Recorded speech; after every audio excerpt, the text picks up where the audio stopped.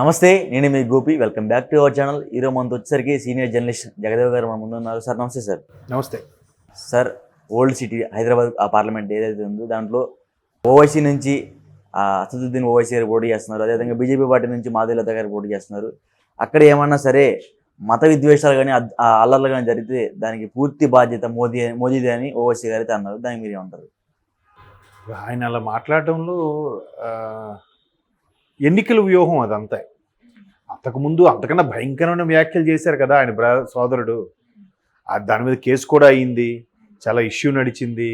ఆ తర్వాత కిరణ్ కుమార్ రెడ్డి గారి హయాంలో చాలా జరిగాయి. ఆయన కిరణ్ కుమార్ రెడ్డి గారు అలా చేయడం వల్ల ఆయన కాంగ్రెస్తో విభేదించారు. ఓవైసీ గారు విభేదించి ఒక డైలాగ్ కూడా కొట్టారు. అది బాగా అప్పట్లో ట్రోల్ అయింది. ఎట్లా అంటే ఇదేంటది, Rajasekhar Reddy is my friend, Kiran Kumar Reddy was my friend అని అన్నారు. అంటే ఆయన అప్పుడు ప్రెజెంట్ టెన్స్ పాస్ట్ టెన్స్ అన్నట్లా చెప్పారనమాట, ఏదో సంథింగ్ అలాగ వచ్చేలాగా. సో అప్పటి నుంచి అప్పుడు కిరణ్ కుమార్ రెడ్డి గారు అసలు ఉద్యమము అంత ఇదిన్నా కూడా, సీనియర్లందరూ ఎవరు సపోర్ట్ చేయకపోయినా కూడా, తోటి మంత్రులు సహకరించకపోయినా కూడా చాలా బాగా చేసుకొచ్చాడు ఆయన. కాకపోతే అంతే, కొంతమంది దురదృష్టం అలా ఉంటుంది. అయితే అది ఆ విషయం పక్కన పెట్టండి. ఇప్పుడు ఓల్డ్ సిటీలో ఓవైసీ గారు అంటే ఫిక్స్. అంతకుముందు వాళ్ళ ఫాదరు ఒక 3-4 సార్లు ఎంపీ అయినట్టున్నారు. ఇప్పుడు ఆయన ఒక 4 ఇది 5వ సారి పోటీ చేయడం. గత 7 సార్లు నుంచి వీళ్ళదే రాజ్యం కదా. అయితే ఇప్పుడు మత విద్వేషాలు రెచ్చగొట్టడం మోదీ గారి బాధ్యత అనే ఎందుకు వస్తుంది? ఇక్కడ బీజేపీ అనేది పోటీ చేస్తున్నారు. మొన్న మాధవీలత గారు కూడా చాలా ఉధృతంగా క్యాన్వాసింగ్ చేస్తున్నారు. ఆవిడ ప్రతి దానికి కూడా ఒక సమాధానం చెప్తున్నారు. ఆవిడ పైగా అనర్గళంగా ఇంగ్లీషు, హిందీ, తెలుగు, సాంస్క్రిట్ ఏదైనా మాట్లాడుతుంది ఆవిడ.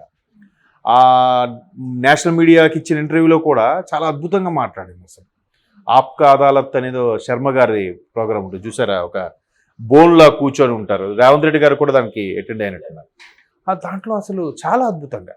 ఇప్పుడు నిన్న మొన్న అక్కడ చూశాను, శివస్తుతి, అవును, గుక్క దిప్పుకోకుండా చదువుతున్నారు. తర్వాత ఎండనక వాననక తిరుగుతూ మొన్న ఒక ఛానల్కి ఇంటర్వ్యూ ఇచ్చినప్పుడు కూడా చూశాను. ఆవిడ చేతికి ఈ సిలైన్ ఎక్కించే ఇది నాబు కూడా ఉంది. అయినప్పటికీ అట్లాగే ఇంటర్వ్యూ ఇచ్చారు 1 అవర్ సేపు. అట్లా అంటే ఆవిడ చాలా తెలివైన ఆవిడ, బాగా చదువుకున్న ఆవిడ, ప్రపంచ దేశాలు ప్రపంచాన్ని చూసి వచ్చింది. సేవ గురించి తెలుసు, సామాజిక వర్గాల గురించి తెలుసు. ఒక అగ్రవర్ణం నుంచి వచ్చినప్పుడు కూడా అన్ని రకాలుగా ఒక ట్రస్ట్ నడిపించడం, ఓల్డ్ సిటీలో పుట్టి పెరగడం వల్ల ఆ జబర్దస్త్ స్పీచ్ కూడా ఆవిడలో ఉంది. సామాన్యులకి సాయం చేయడంలో, ట్రస్టులు నడిపించడంలో ఆ రకమైన సానుభూతి కోణం కూడా ఉంది. అన్ని రకాలుగా మొన్న కూడా శ్రీరాముల సందర్భంగా ఆవిడ ఇట్లా బాణాన్ని ఊరికే, జనరల్గా మనం ఎవరిని చూసి ఇలా అంటే గంత కాల్ చేసినట్టేనా? కాదు కదా. అట్లా బాణం వేశారనంటే వెంటనే ఆ బాణం అలా ఎగిరి ఆ పక్కన మసీదు గోపురాన్ని చూపించి ఈవిడ మసీదు వేలకు బాణం ఎక్కుపెట్టారని చెప్పి already Begum Bazar police station కూడా కంప్లైంట్ కూడా వెళ్ళింది ఈవిడ మీద. సో ఆవిడ దీని మీద ఎక్స్ప్లెనేషన్ కూడా ఇచ్చారు. లేదు, మీరు కావాలంటే చూడొచ్చు మీరు అన్నట్టు. అంటే ఎప్పుడైతే ఇట్లా మత విద్వేషాలకు కాన్సెప్ట్ కలిపి రెచ్చగొట్టేలాగా వ్యాఖ్యలు చేస్తారో ఓడిపోతాను భయం స్టార్ట్ అయ్యి ఉండొచ్చు మేబీ. ఇప్పుడు ఆ హైదరాబాద్కి సంబంధించి ఏవైతే 7 నియోజకవర్గాలు ఉన్నాయో, సంతోష్ నగరు, చత్రనాక, మహంకాళి, అదే మంగళహాటు, ఏవో వరుసగా ఉన్నాయి కదా, అవన్నిటి కూడా కలిపితే వాటన్నిటిలో ఆ 7 కూడా ఎంఐఎం గెలుచుకుంటుంది అసెంబ్లీ. సో ఆబ్వియస్లీ లోక్సభ స్థానం కూడా వాళ్ళే గెలుచుకుంటున్నారు. ఇప్పుడు మాధవీలత గారు ఉధృతంగా చేస్తూ అక్కడ మెయిన్ రీజన్ ఏంటంటే ఎవరికి చదువు ఉండట్లేదు. ఆ పర్టికులర్గా ఒక మైనారిటీ వర్గానికి చదువుకునే స్వేచ్ఛ ఇవ్వట్లేదు. కాళ్ళకి బంధం వేసేస్తున్నారు. చదువుకుంటే ఒక అవేర్నెస్ పెరుగుతుంది, ఒక రకమైన నాలెడ్జ్ వస్తుంది. అప్పుడు కులాలకు మతాలకు అతీతంగా ప్రతి దగ్గర కూడా అభివృద్ధి చెందుతుంది, మనుషులు అభివృద్ధి చెందుతారు, ఆ ప్రాంతము అభివృద్ధి చెందుతుంది అనే కోణంలో ఈవిడ దూసుకెళ్తుంది.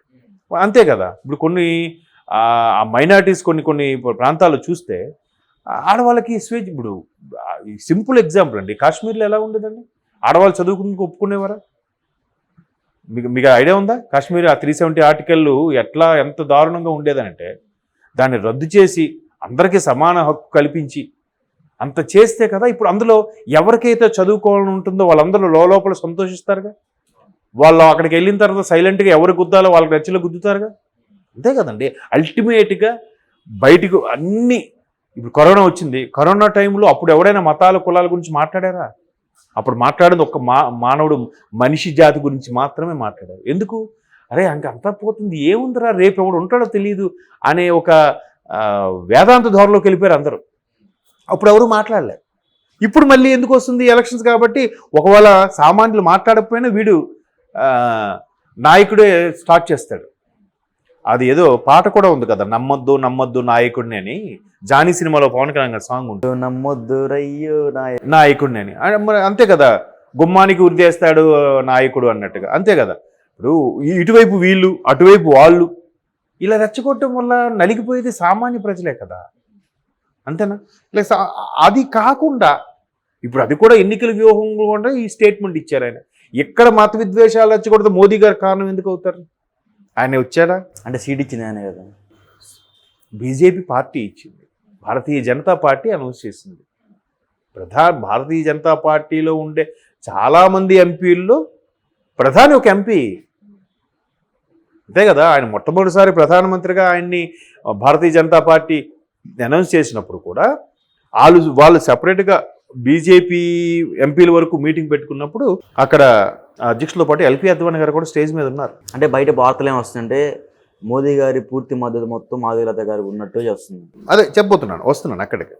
అయితే అక్కడ స్టేజ్ మీద ఉన్నప్పుడు కూడా ఎల్కే అద్వానీ గారు కూడా మోదీ లాంటి వ్యక్తి రావడం, మనం మళ్ళీ ప్రభుత్వాన్ని స్థాపించగలిగాము, ఆ క్రెడిట్ అంతా మోదీకి వెళ్తుంది అన్నట్టు కూడా ఏదో అద్వానీ గారు చెప్తే వెంటనే మోదీ గారు మళ్ళీ మైక్ తీసుకొని అతను టైం మాట్లాడినప్పుడు, నా గొప్పతనం కాదు, నాకు బీజేపీ మొదటిది నా తల్లిదండ్రులు అయితే, రెండోది నా బీజేపీ పార్టీయే, భారతీయ జనతా పార్టీ నన్ను హక్కును చేర్చుకొని నన్ను ఈ స్థాయిలో నిలబెట్టింది నా పార్టీ, దాన్ని నడిపించిన ప్రధాన ఉద్దండులు ఒకటి అడ్వాణీ అయితే రెండోది వాజ్పేయి గారు అని చెప్పి కళలు నీరు పెట్టుకున్నారు కూడా.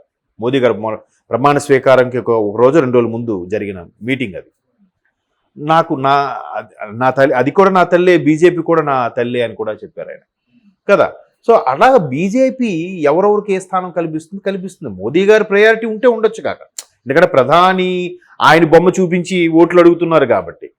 తర్వాత అమిత్ షా, రాజ్నాథ్ సింగ్, నడ్డా గారు వీళ్ళందరూ ఉన్నారు కదా ప్రముఖులు, అమిత్ షా గారు వీళ్ళందరూ ఉన్నప్పుడు బీజేపీ కలిసికట్టుగా తీసుకున్న నిర్ణయంలో భాగంగా ఆయనకు వచ్చింది. మేబీ మీరు అన్నట్టు మోదీ గారు ట్వీట్ కూడా చేశారంటగా. మరి ఆయన దృష్టిలోకి వెళ్ళిందంటే ఈవిడ ఎప్పటి నుంచో గ్రౌండ్ వర్క్ చేస్తున్నారో, ఎప్పటి నుంచి కష్టపడుతున్నారో, సుమారుగా ఒక 1000-1500 పురుళ్ళు పోసారంట, డెలివరీస్ చేయించారు ఓల్డ్ సిటీలో, అది కూడా మైనారిటీ వర్గానికి చెందిన వ్యక్తులకి. అలా అనుకుంటే ఆవిడ చేస్తుందా? మొన్న రంజాన్ అప్పుడు కూడా ప్రసాదాలు పంచారట ఆవిడ. అట్లా అనుకుంటే ఆహార పొట్లాలు పంచుతారా? కాబట్టి ఏదో ఉద్వేషం రెచ్చగొట్టేలాగంటే, అంతకుముందు వాళ్ళు స్టేట్మెంట్ ఒక్కసారి పోలీసులు అందరూ తప్పుకోండి సైడ్ అయిపోతే మా ప్రతాపం మేము చూపిస్తామని దానికని ఇది పెద్ద విద్వేషం రెచ్చగొట్టే మాట అయితే కాదు కదా. మాధవీలత గారు కానీ మోదీ గారు చేసిన వ్యాఖ్యలు కానీ అట్లా అయితే ఏమి లేవు. కాబట్టి ఈ మైలేజ్ కోసం ఇచ్చే స్టేట్మెంట్స్ గారు చూడాలి తప్ప దాని గురించి చూద్దాం. ప్రజలు, ఓల్డ్ సిటీ ప్రజలు ఎలా మారుతారో, వాళ్ళు ఓటు ఎవరికి వేస్తారన్నది let we see. Okay sir, thank you sir. Thank you.